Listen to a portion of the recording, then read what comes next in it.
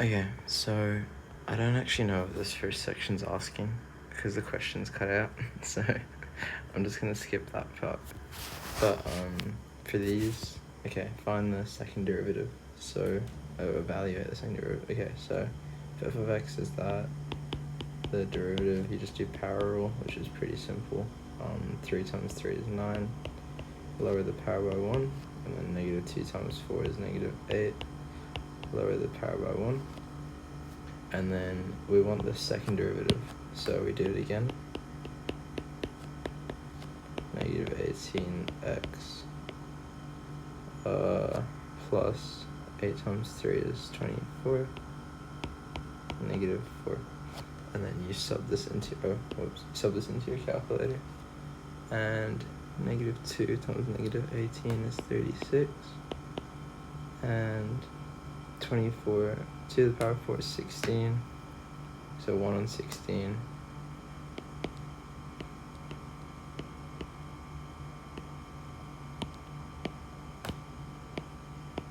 Which will be like 34.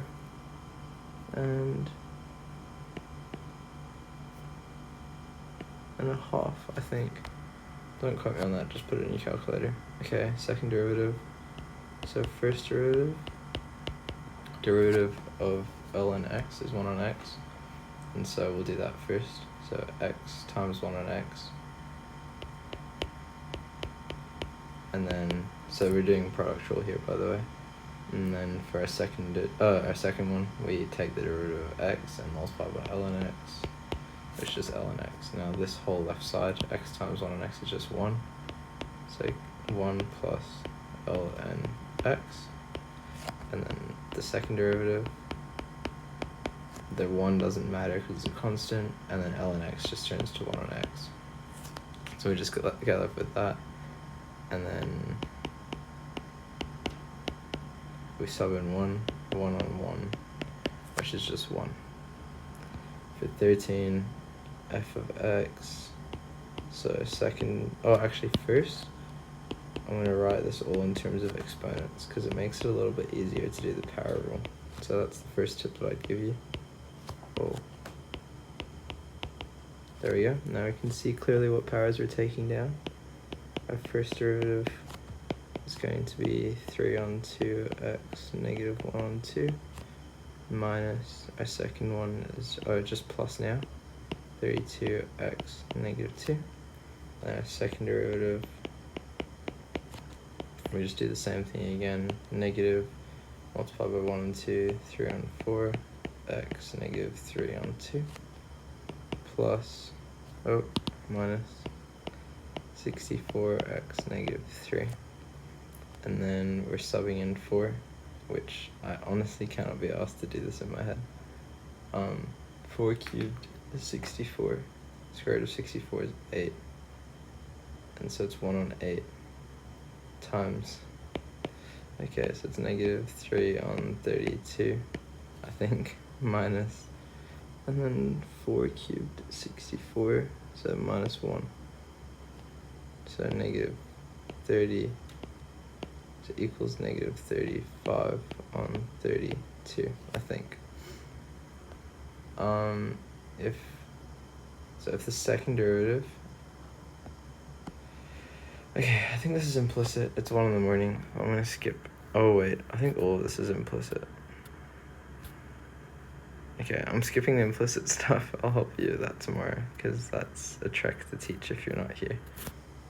Derivatives of the following: 21, this is just power rule, minus 12x squared plus 5. Second one, we do 21 times 6 is 126. So 5 minus 24x, and then the constant disappears.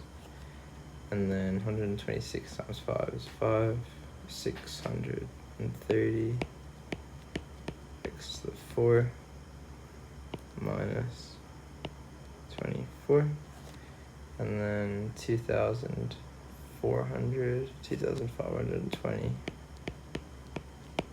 Obviously it's a bit faster if you have a calculator on you. Okay, 4 times root x. So this is 4 times x to the 1 on 2. Again, exponents make it really easy to see. Take the derivative, we bring down the half, it'll just become 2x negative 1 on 2. And then second derivative, negative x negative 3 on 2. Now this one, again, in terms of exponents, minus 1 on 2 x to the 4. First one we do negative 3x negative 4 minus 2x cubed, and then 12x negative 5 minus 6x squared, and then negative 60x negative 6 minus 12x, and that's that. F of x is okay, so f of x, so this would be 6x minus 1. This is just 6, so it doesn't actually matter what you sub into the function. So this doesn't actually matter, it just equals 6 because it's a constant, which makes sense if you think about it, because the concavity, which is what the second derivative shows, will be constant throughout. Just always be positive. Easy peasy. Next one, g dash x equal, actually no, I'll start from scratch. Good habits. So g of x equals x to the negative 3. G dash x equals negative 3x negative 4. G dash dash x equals 12x negative 5. And finally, this is negative 6. And they want me to sub in negative 3. Holy smokes, my mental math is not that good. 3, 9, 27, 81, 243, and 600, 720, 729, I think. So negative 60.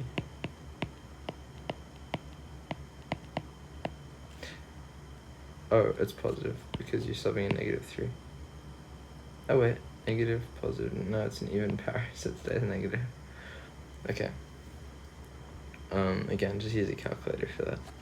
And then h, start from the start.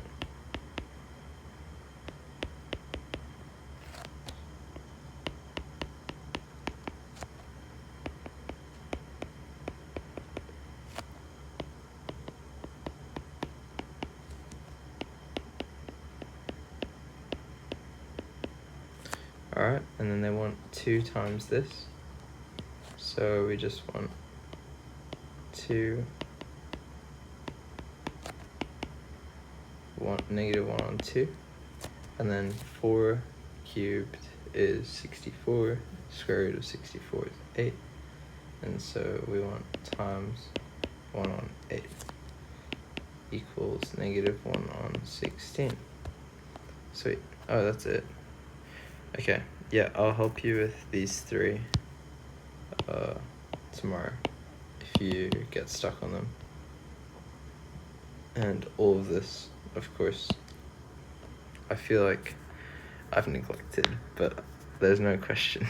This one I know the question, you know. These ones I don't know what they're asking me to do. So yeah, see you. Good night.